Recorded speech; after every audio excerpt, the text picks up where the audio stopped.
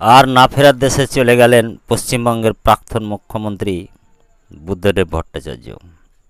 তার বয়স হয়েছিল ৮০ বছর। বালিগঞ্জের পাম অ্যাভিনিউর বাড়িতে সকাল ৮টা ২০ মিনিট নাগাদ তার মৃত্যু হয়। রেখে গেলেন স্ত্রী ও একমাত্র সন্তানকে। তার মৃত্যুতে ভেঙে পড়েছে টালিগঞ্জের তারকারা।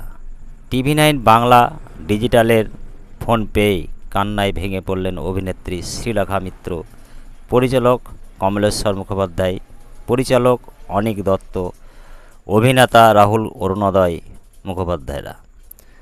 বুদ্ধবাবু চলে গিয়ে বেঁচে গেছেন। বাংলার মানুষ তার সঙ্গে যেটা করেছে সেটা ক্ষমার অযোগ্য। ওই দুঃখ, এই কষ্ট ভিতরে রেখে মাথা উঁচু করে উনি চলে গেলেন। কারো কাছে মাথা নোয়ালেন না, কোনো আপোষও করলেন না। যেরকমভাবে একজন কমিউনিস্ট নেতার যাওয়ার কথা সেইভাবেই চলে গেলেন। কোনো ঢাক ঢোল না বাজিয়ে উনি চলে গেলেন এবং আমি বলবো বেঁচে গেলেন। এই শেষের দিকে ওকে নিয়ে যে নোংরামো হয়েছিল, আমার মনে হয়েছে বুদ্ধদেব বাবুর যোগ্যই নয় আমরা।